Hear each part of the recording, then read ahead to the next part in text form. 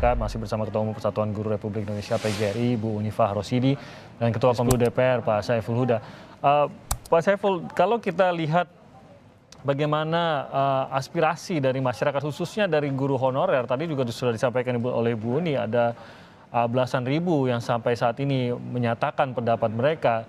Bisakah ini diakomodasi opininya, dan ini angka yang sangat besar dan mungkin bisa dibilang arahnya ini nadanya sama begitu. Ada ketidakpuasan di sini, ada kekhawatiran yang dimiliki oleh para guru honorer ini mengenai nasib mereka dan ujian yang tersedia saat ini. Pak Saiful masih mute, mohon maaf, belum terdengar suaranya. Oke. Terima kasih, Pak. Harus diakomodasi, Mas Tito. Harus diakomodasi aspirasi mereka. Bagaimana caranya, Pak, kalau itu? Harus dilakukan revisi terhadap SOP dan semua proses terkait dengan seleksi ini. Ini kan artinya tidak ada masa transisi dalam pemberlakuan berbagai undang-undang yang dianggap tadi ideal. Di mata kami, kebijakan apapun ketika menabrak dari cara pandang kita untuk mengafirmasi, memuliakan terlebih guru, saya kira harus direvisi. Apakah ada ruang untuk dilakukan revisi? Sangat mungkin dan bisa dilakukan itu. Dengan koridor tetap sesuai dengan undang-undang yang ada, yang kita punya. Regulasi yang kita punya. Jadi sekali lagi, ini kerumitan yang tidak perlu dilakukan sesungguhnya. Kalau semangatnya adalah memberikan afirmasi bahwa kebijakan P3K ini kebijakan jangka pendek untuk mengafirmasi guru-guru yang sudah mengabdi lama, umur sudah 35 tahun ke atas. Bagaimana sebuah kebijakan yang jangka pendek, lalu seolah-olah ini di-leverage menjadi sebuah kebijakan yang akan berlaku selamanya dengan ukuran yang sangat ideal, yang menurut saya itu malah menjadikan gaduh dan tidak memberikan afirmasi apapun terhadap guru. Jadi sekali lagi kita ingin dengan fenomena yang begini, fenomena di mana hanya 1,2% yang lolos, artinya kebijakan ini nggak kompatibel dengan kebutuhan di lapangan. Pak Saiful, apakah kita memang harus melihatnya juga dari sisi lain? Saya contohkan juga dari Kemendikbud kan mengatakan inginnya ini tetap menjaga pendidikan terbaik yang diterima oleh anak-anak kita begitu, dengan menjaga kemampuan para gurunya dengan pemberian batasan kelulusan yang cukup tinggi. Ini paling tidak bisa menunjukkan bahwa guru-guru kita memang berkompetensi tinggi gitu.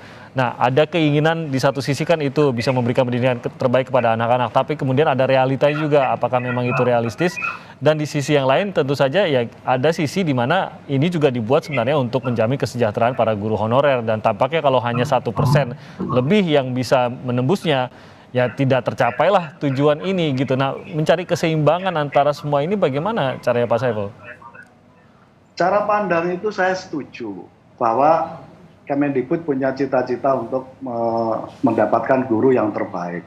Tapi coba dibalik cara pandangnya. Cara pandangnya harus dibalik.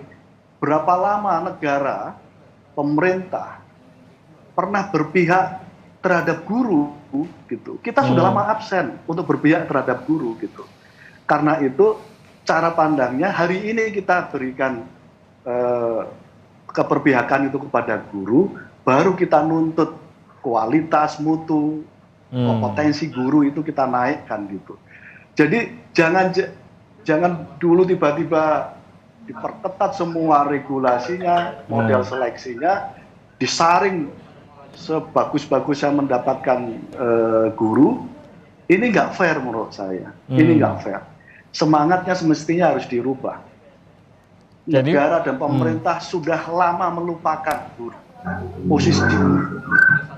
Menurut saya itu poin pentingnya. Nah, karena itu seleksi P3K ini semangatnya adalah mengafirmasi dalam suasana kedaruratan, karena tadi saya sampaikan tuh Mas, saya ingin mengulangi lagi.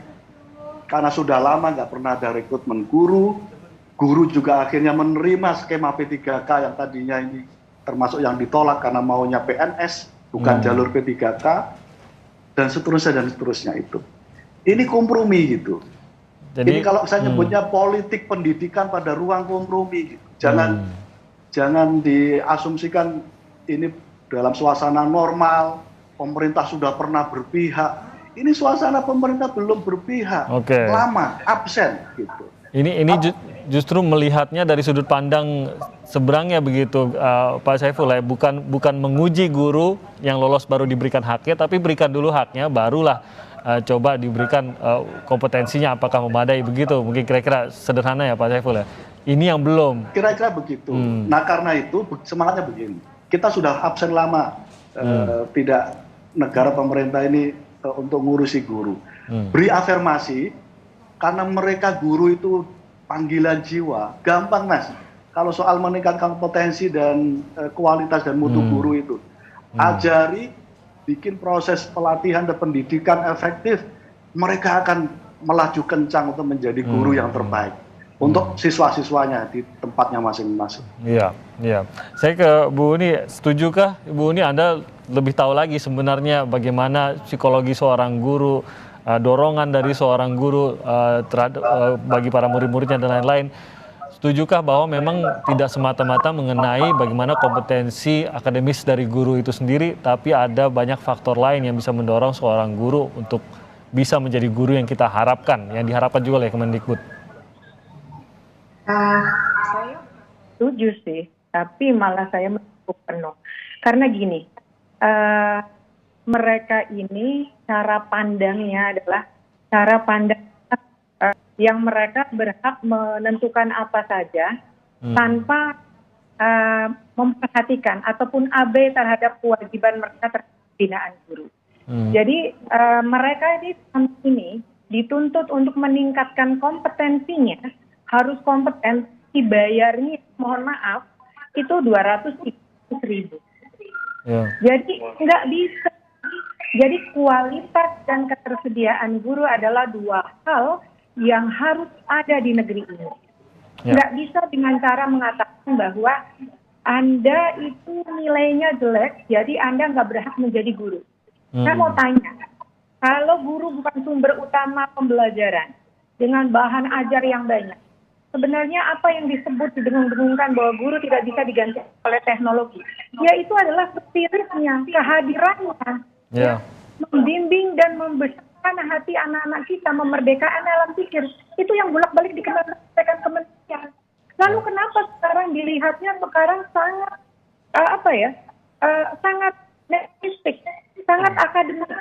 Nggak bisa dilakukan seperti itu gitu. Tadi dulu memang disebutkan ini sebagai kondisi yang normal, ya, kondisi yang normal bahwa rekrutmen harus standar kelulusan seperti ini. Tetapi saya ingin mengatakan bahwa ya guru-guru honorer ini membuktikan, membesarkan, menghasilkan Pak Saiful Huda. Tuh yang kayak begitu tuh ketua komisi yang pinter, yang berkhidmat untuk itu hasil honorer juga itu, apalagi kalau di pesantren. Ya, saya mau tanya, ya. Jadi yang utama adalah bagaimana memerdekakan alam pikir, memberikan ruang kepada honorer berkembang dan diberi kesempatan yang sama kepada yang lain. Dan ini saya juga mendukung jangan sampai ini adalah penyelesaian akhir P3K ini untuk pengangkatan guru. Sebab ini mematikan bibit-bibit muda LPTK yang selama ini tidak diperhatikan, ya, untuk tumbuhnya anak-anak baru untuk menjadi pendidik. Jadi menurut saya negara harus hadir. Kalau ada maaf ya, di pekerja itu upah minimum regional, di mana itu guru? Tidak ada sepertiganya dari upah regional. Lalu kita menuntut mereka untuk kompeten, harus menuntut untuk yang baik, untuk hasil siswa yang bisa. Saya kira ini harus diubah cara pandang. Sudah berapa sih hadir? Sudah memberikan program apa? Coba evaluasi itu program-program yang bergerak itu, ya. Kasih untuk guru honorer, tidak untuk kegiatan-kegiatan sangat elitis. Berikan kesempatan kepada honorer. Saya berdialog karena ini dianggap kita tidak mampu gitu. Padahal di waktu yang lalu dialog itu sangat terbuka yang menghasilkan penyelesaian kedua. Saya ingin kembali ini misalnya guru-guru di samping guru-guru yang sudah berusia lanjut, juga guru-guru di daerah terpencil. Masa mau disamakan? Kalau dulu yang lalu adalah guru usia 35 tahun dites bersama mereka, dilihat dari kemampuan kinerjanya. Ya, ini harus dipertimbangkan ya Bu Uni, dan ini yang tidak mudah dituangkan ke dalam sebuah kertas ujian juga untuk melihat semangat guru tersebut, perjuangan yang sudah dialami, terutama mereka yang sudah puluhan tahun. Sorry ya Mas, saya mau tanya, sudahkah tes menjelaskan spirit spirit dan kemampuan guru untuk memerdekakan alam pikiran? Apakah tes itu bisa menjelaskan itu? Kalau tesnya hanya tes yang mengukur olimpiade anak-anak, saya mau tanya itu, para pejabat ikut tes itu bisa menjawab pertanyaan tesnya para guru itu. Jadi jangan melihat guru itu seperti orang di pojok sana yang lihat ente itu nggak bisa apa-apa karena nggak kerjakan tugas, nggak bisa. Beri ruang, ya.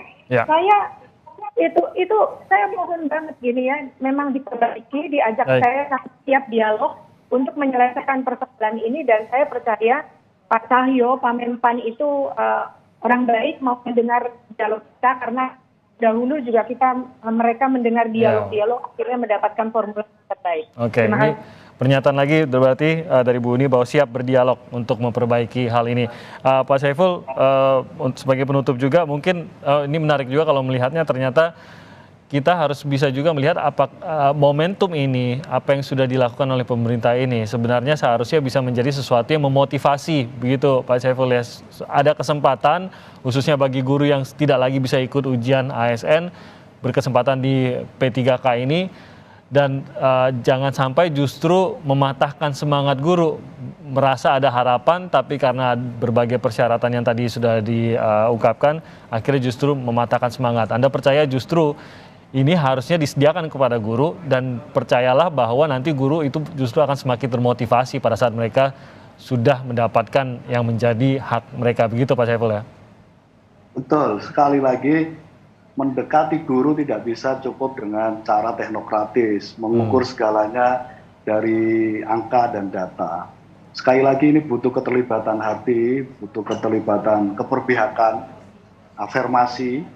Itu jadi penting karena sekali lagi profesi guru, profesi yang paling utama yang harus diafirmasi oleh negara hari-hari ini. Ketika negara punya agenda untuk menyiapkan sumber daya manusia yang unggul, dan caranya adalah afirmasi dulu mereka, baru menjadi ruang untuk konsolidasi peningkatan kompetensi dan kualitas. Dan poin pentingnya Mas Tito, menurut saya negara dan pemerintah punya hutang budi terhadap keberadaan guru-guru kita yang sekarang ikut dalam seleksi P3K. Mereka harus diafirmasi, karena ini bagian dari kita memuliakan dan memberikan penghargaan kepada para guru kita. Apakah mungkin? Sangat amat mungkin.